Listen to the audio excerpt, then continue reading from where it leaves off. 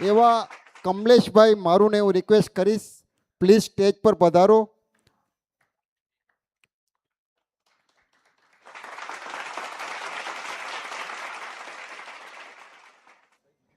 કમલેશભાઈ, સમયની મર્યાદા છે, 2 થી 3 મિનિટમાં પૂરું કરજો.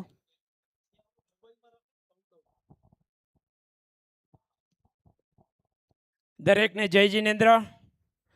સન્માનીય મંચ તેમજ પધારેલા દરેક જ્ઞાતિજનો, આજે ક્રાંતિકારી પક્ષની એક જાહેર સભા, ચૂંટણીલક્ષી જાહેર સભાનું આયોજન કરવામાં આવ્યું છે. હવે હું વાત કરીશ ઓસવાડ રેસિડેન્સીની.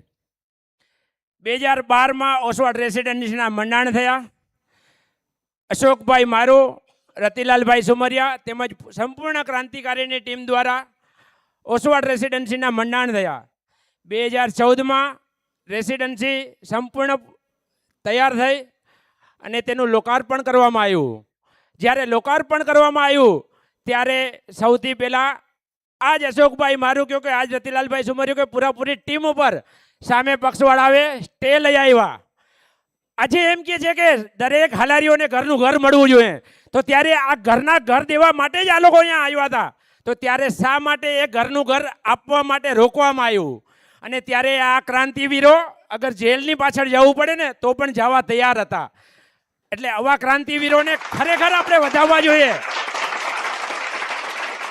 કે આટલી તકલીફોની વચ્ચે પણ એમણે 144 ફ્લેટ આજે દરેક આપણા સામાન્ય વર્ગ કહી શકીએ કે જેમના પાસે પોતાના રહેવા માટે ઘર લઈ ના શકે, ભાડા ઉપર ના લઈ શકે, એ લોકોને ઘરના સુંદર મજાના ઘર બનાવીને આપ્યા. ત્યારબાદ ફરીથી 2022-24 અને 24-26માં ક્રાંતિકારી પક્ષ ફરી સંઘમાં આવ્યું.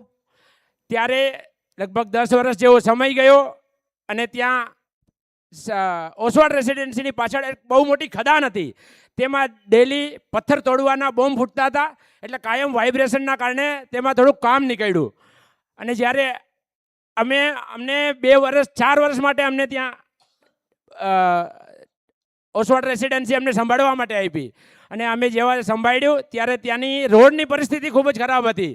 એમને વાત કરતા તાબડતોબ આરસીસી રોડ બનાવવામાં આવ્યો અને ત્યારબાદ સંપૂર્ણ રેસિડેન્સીનું રિનોવેશન કરવામાં આવ્યું. સંપૂર્ણ રેસિડેન્સીનું રિનોવેશન એકદમ સારી અને સુંદર રીતે કર્યું. ત્યારબાદ એની અંદર અમે સોલાર પેનલ પણ લગાડી અને એ જ આ દરેક ક્રાંતિવીરોની મદદથી આ દરેક કાર્યો થયા છે. હાલમાં એક ખૂબ જ મોટો ચર્ચાનો વિષય બન્યો છે કે મહેશ કમાણીને ઓસવાડ રેસિડેન્સીમાંથી નીકાળવામાં આવ્યો. જ્યારે 144 પરિવારો એકદમ શાંતિમય રીતે રહેતા હોય અને કોઈને કોઈ જાતની તકલીફ ના હોય અને એક વ્યક્તિને શા માટે નીકાળવામાં આવે?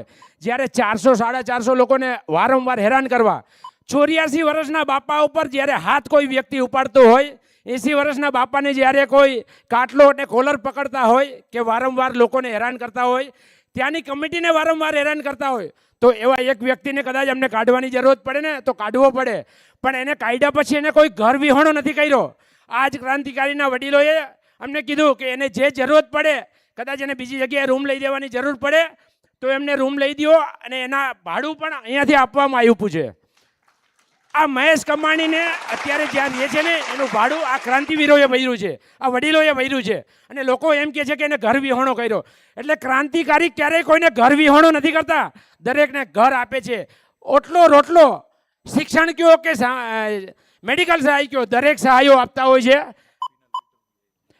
અને અમે જ્યારે ત્યાં કમાન સંભાળી ત્યારે પણ એની સહાય બંધ હતી. સામે પક્ષે એની સહાય બંધ રાખી હતી કારણ કે બધાને હેરાન કરતો હતો.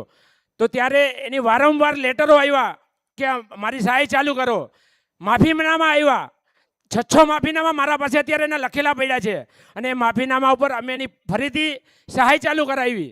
સહાય ચાલુ કર્યા પછી થોડા જ દિવસોમાં ફરીથી એ જ નાટક ચાલુ કર્યા, ફરીથી એની સહાય બંધ કરવામાં આવી. એવી રીતના વારંવાર સહાય બંધ 2 થી 3 વખત એની સહાય બંધ કરવી પડી કારણ કે ક્યારેય સઘળો બેસતો નહોતો. અને હમણાં અમને ખબર પડી કે આની પાછળ સૌથી મોટો કોઈનો હાથ હોય ને તો આ સામે પક્ષનો છે કે આ લોકોને કાયમ માટે તમે હેરાન કરતા રહ્યો, કોઈ દી આ લોકો શાંતિથી કામ ના કરવા જોઈએ. એટલે આ રીતના હેરાન કરે છે. અને આજે એ મહેશ કમાણી સામે પક્ષમાં પ્રતિનિધિ તરીકે ઊભા છે. એટલે તમે વિચાર કરો કે આ શું પારદર્શિતા લઈ આવશે. જેના પાસે પોતાનું કોઈ અસ્તિત્વ નથી એ સમાજ કે સંઘમાં કઈ રીતે કાર્ય કરી શકે. ત્યારબાદ હું વાત કરીશ કોરોના કાળની. હિતેશભાઈ 2 મિનિટ.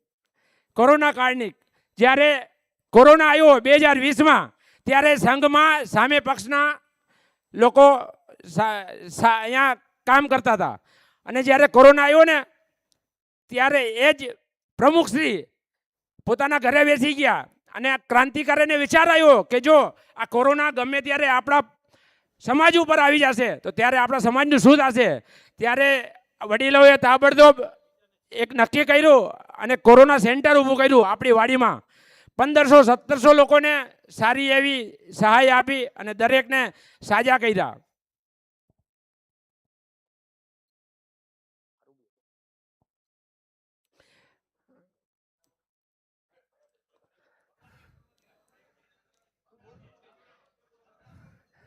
સોરી,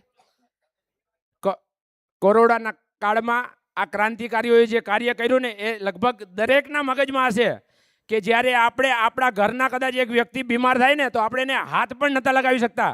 ત્યારે આ ક્રાંતિકારીએ તન મન અને ધનથી દરેકને પૂરેપૂરો સપોર્ટ કર્યો, હોસ્પિટલાઇઝ કર્યા, કોવિડ સેન્ટરમાં એમને રાખ્યા. હોસ્પિટલમાં જ્યાં જમવાની જરૂરત હોય જમવાની, જેમને પૈસાની જરૂરત હોય હોસ્પિટલમાં ભરવા માટે પૈસાની. અને જ્યારે હોસ્પિટલ લઈ જવા માટે આપણા પાસે એક એમ્બ્યુલન્સની સગવડ નથી થતી ત્યારે આ ક્રાંતિવીરોએ ઊભા 2 નવી નકોર એમ્બ્યુલન્સ લઈ આવ્યા અને આજે પણ આપણે 24/7 આપણને સહાયરૂપ થાય છે. અને એમાં સૌથી જો કોઈ કાર્યરત હોય ને તો આપણા અતુલભાઈ ગોસરાણી અને કિરણભાઈ હરિયા 24 કલાક તમે ગમે ત્યારે ફોન કરશો ને રાતના 3 વાગે તો એ 10 મિનિટની અંદર આપણા પાસે હાજર થાય છે. આવા ક્રાંતિવીરોના કાર્યો છે. એટલે હું આપ દરેકને વિનંતી કરીશ કે તમે દરેક લોકો 21 તારીખે તમારો કિંમતી સમય કાઢી અને ક્રાંતિકારી પેનલ એટલે 1 થી 130 ને મત આપી અને વિજય કરાવશો. હાલમાં જ અત્યારે સામેવાળા પક્ષના કદાચ તમે લોકોએ પેમ્પલેટ જોયા હશે તો એની પર સિર્ફ એક ફોટો છે. એટલે શું એમના આગળ કોઈ ટીમ નથી? અરે વિચાર તો કરો. જ્યારે અહીંયા તમે જો આમ આખી લાઈન લાગેલી છે, ગમે એને એક અવાજ કરો ને તો 10 ઊભા રહી જશે આ ક્રાંતિવીરો. આવા ક્રાંતિવીરોને હું સેલ્યુટ કરું છું કે જ્યારે જ્યારે જરૂરત હોય ને ત્યારે એ લોકો તન મન અને ધનથી બધી રીતે ઊભા રહ્યા છે.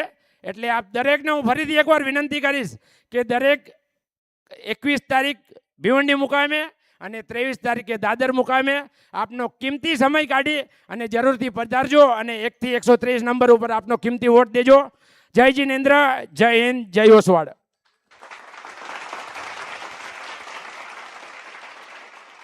ખૂબ ખૂબ ધન્યવાદ કમલેશભાઈ.